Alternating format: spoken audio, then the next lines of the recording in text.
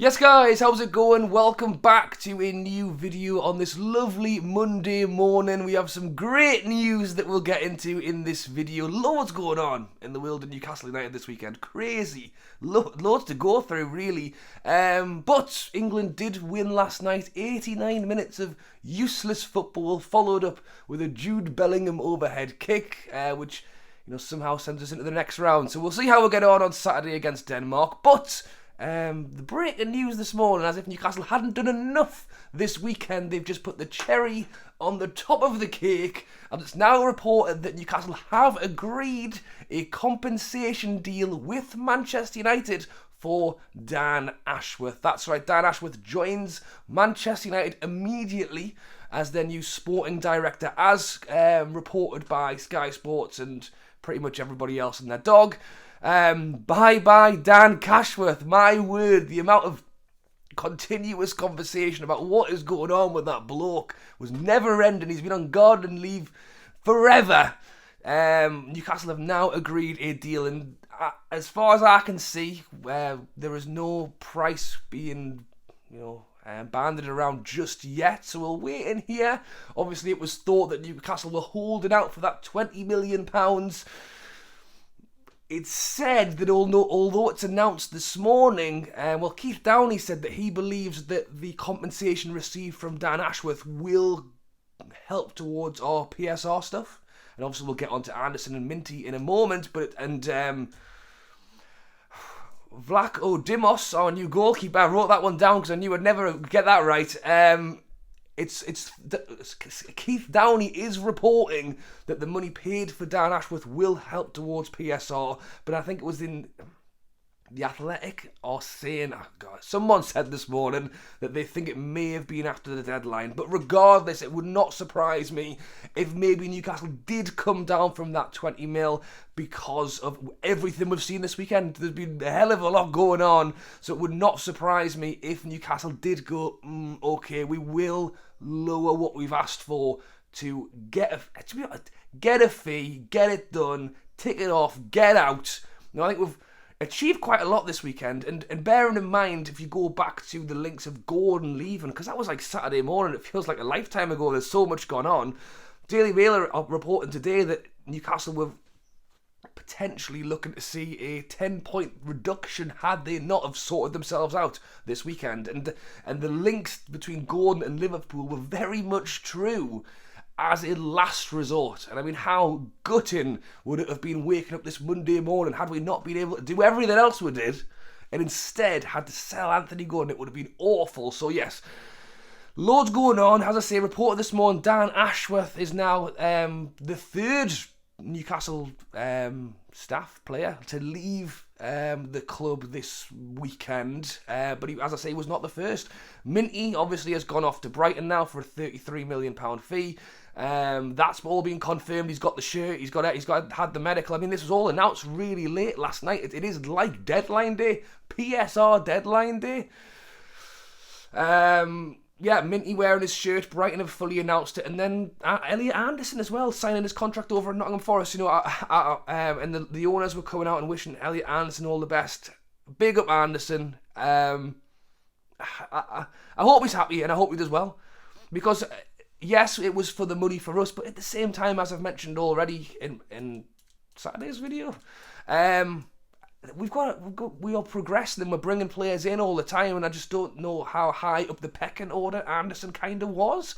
And he wants to play football. He wants to go and play football, and I think going to Nottingham Forest, who are a team who I think will have a tough time next season, but hopefully Anderson can be a player to be part of that, and I wish him all the best. And then, as I say, on the other side, Newcastle have brought a player in as well. It was originally reported that Newcastle had agreed a £35 million plus a player for Elliot Anderson. I mean, my God, that is some decent business right there. Don't get me wrong. And I suppose if you think we had 28 million for Lewis Hall, how much was it for Liverpool? 30 million. I mean, Elliot Anderson is an English proven Premier League player. So although maybe to some degree you kind of see him as still that young lad who plays for us, like he's built a reputation, and I think these days players just are worth more. So Originally, when I heard 35, I thought, we've done quite well there. But I don't know, if you really break it down, I don't know. I still think it's a good deal.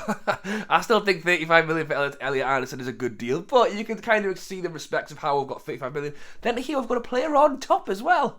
I was like, we've really done one well. Well, that is slightly inconclusive at this moment. It's actually said that Newcastle...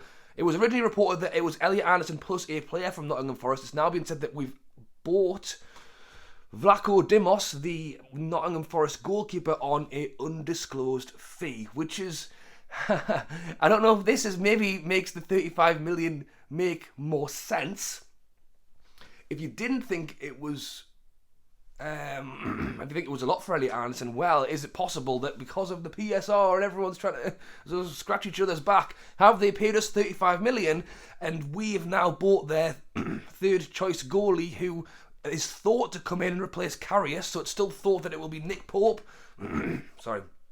The likelihood is it will be Trafford who comes in second place, and now the new Nottingham Forest Greek international who was going to come in as our third choice goalkeeper, but on an undisclosed fee. So how much are you paying for a third choice goalie? And possibly maybe more than we should be, in the idea that they're paying us for Elliot Anderson to help us out with our PSR. Are we kind of sending some of that money back the other way to them for their third choice goalkeeper as a way to kind of... We needed a goalie and we did need someone in there. As I say, it wasn't a name that even though he's in a Premier League club, it wasn't a name that I recognised off the bat.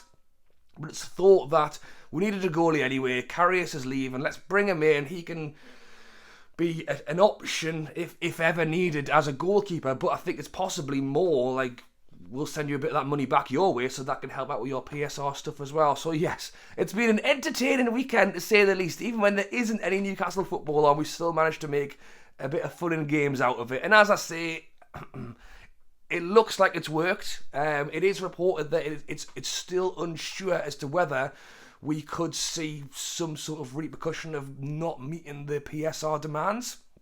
I think it was the Daily Mail had said that had Newcastle not done the business this weekend that we've done, we could have been looking at a 10-point reduction. It's thought that the figures are going to be tight even at this point after the money that were brought in, but that hopefully it should be enough to make sure that we don't see any sort of repercussion. I mean, I appreciate that PSR is broken, and I appreciate that the rules are wrong, and that we shouldn't be having to scrape around really and sell homegrown talent regardless of what the fee. But it was all our own making. These rules were already here. They didn't just pop out of nowhere on Friday and we had to sort it all out. Like us having to potentially sell Gordon as an option for not being ahead of the game and not being sorted is not good. I think we've hopefully, as I say, got through on the skin of our teeth by being able to get Minty off the books. I mean, and then getting a good fee for Anderson as well. And then, as I say, potentially as of this morning, sold Dan Ashworth to Manchester United. And bearing in mind, we wanted 20 million. They were offering 2. So I don't know what. I would be very surprised if good old Jimmy has turned around and gone, okay, you can have 20. I would be surprised if he's turned around and let us have 10. So I don't know what that fee is going to be, but as I say at this moment, scraping what we can get out, and I think Dan Ashworth probably was at the bottom of the barrel for people who could just try and move on at some fee. Whether that is 4, 5, 6 million, we don't know, but hopefully at least it's something to help us out, and at least that saga's over as well, because it was getting a little bit ongoing, and it's July, it's a new month, it's a new financial start. Newcastle have now brought some money in to go and spend. We haven't got Dan Ashworth lurking over our shoulder anymore. Let's go. We've done our sales now, and we didn't sell. That's the thing. Although I say we need to be better sorted next time, we didn't sell Gordon, we didn't sell Bruno, we didn't sell Isak, and have hopefully done what we needed to do.